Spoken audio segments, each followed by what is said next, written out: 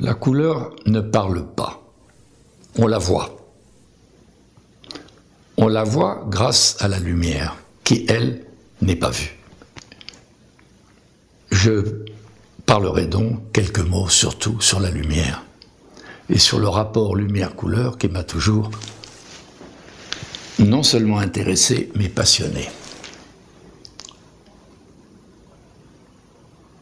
La lumière, comment on ne saisit pas à quel point elle modifie totalement notre perception, elle la module, elle la transforme.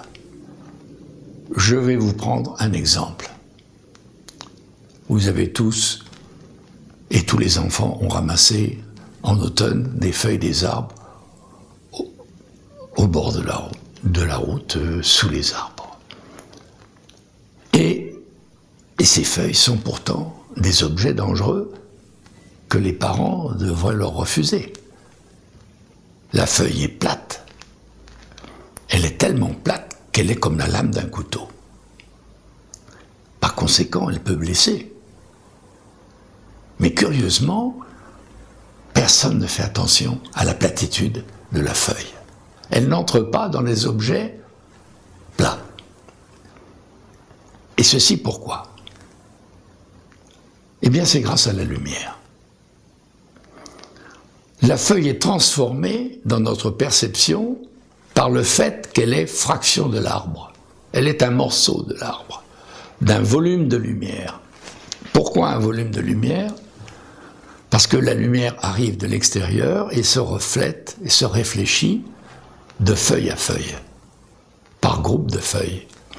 Et elle transporte avec elle la modification de la lumière et de sa couleur.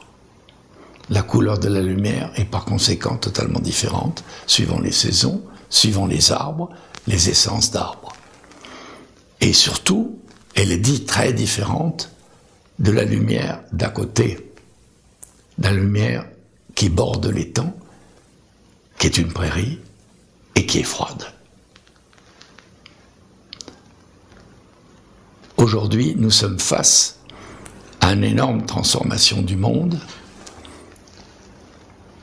qui est liée en particulier à la démographie, liée, semble-t-il, à la destruction de certains ensembles dits naturels.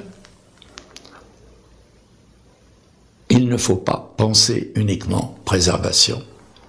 Il ne faut pas penser uniquement reconduction des états antérieurs. Ce qui domine actuellement la pensée du durable. Mais le terme de durable, justement, implique transformation. Le paysage est devenu un art de la transformation.